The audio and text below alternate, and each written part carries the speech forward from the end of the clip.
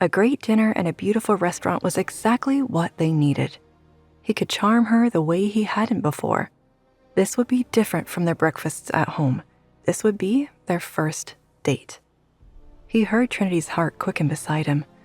Was she nervous too? Breathe, little bunny. Trinity admired the restaurant on the way to their table.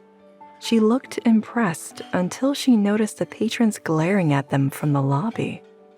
Ignore them, they're just hungry, Reece said while pulling out Trinity's chair. A waiter approached with wine, so Reece had a moment to restart.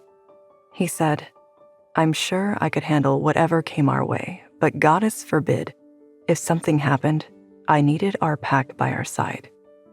Right, she started sarcastically, because alphas are so good at asking for help. You laugh, but I'm alpha for a reason. Yeah, because your dad was an alpha. It's not just that. If the air isn't strong enough, we admit that, and give it to whoever is strong enough to support us. I earned my title. Trinity looked at him differently then. She sized him up. I didn't know that, she admitted. I trained my whole life to take care of this pack.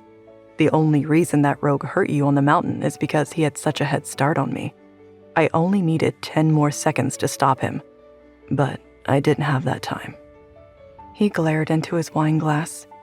He'd never wanted to tell her how he failed her. He would never let it happen again. Her voice softened. Is that why you didn't visit me in recovery?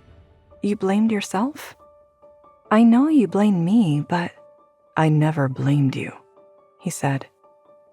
What? Your hike was a great idea. You didn't know that the rogues would get that far into our territory. And you saved that boy's life. If you'd had a bit more time, you would have been in the clear too. Trinity shook her head. Why are you saying all this? What do you want from me? Nothing, he answered, though that was a lie. More than anything, he wanted her forgiveness. He wanted to take back the months he'd wasted that wedged between them. A waiter dropped off their soup, but Trinity refused to grab her spoon. You can't be awful one day and kind the next, she told him. When's the last time I was awful? He cringed. Don't answer that. I acted badly before. I thought you'd do what everyone else does, but you're not like everyone else. That's why I saved you.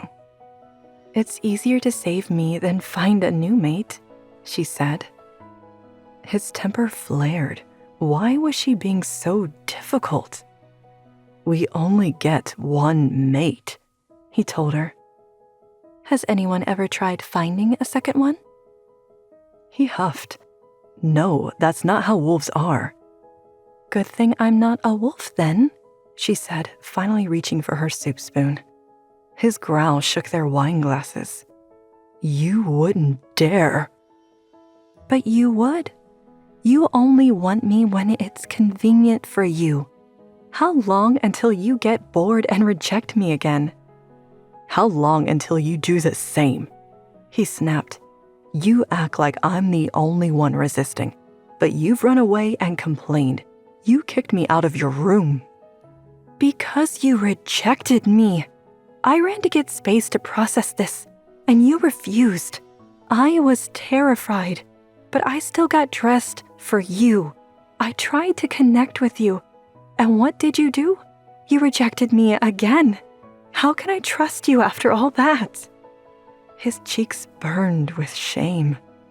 He hadn't expected to really hurt her. He thought she could never love him without a wolf. He thought he was protecting everyone. His heart sank. His wolf whimpered.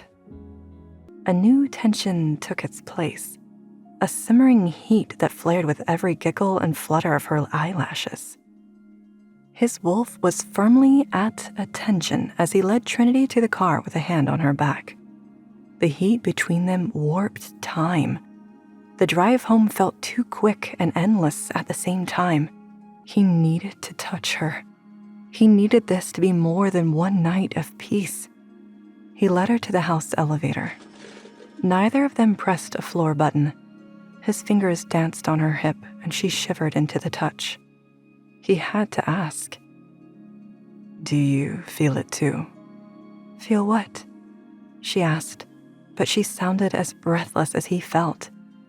He used his grip on her to spin her to him. She gasped. Her eyes were wide but dark with the same hunger that coursed through him. He leaned down, letting his nose guide him, inhaling her cheeks and neck. "What are you doing?" she asked. He practically purred, contemplating a second dessert. "Don't touch me!" She pushed past him to jam the button on her floor. I knew what this was. I still fell for it. What is wrong with me? Trinity rushed off the elevator without waiting for him. Reece wanted to run after her. Really, he did, but convincing her was already impossible. And running in his current state would have been extremely uncomfortable. He readjusted himself as the doors closed. Tomorrow, I'll deal with her meltdown. Tonight, I'll take the coldest shower known to man. Want to know what happens next? Click on the link in the description below to watch further episodes of Chosen by Fate, Rejected by the Alpha.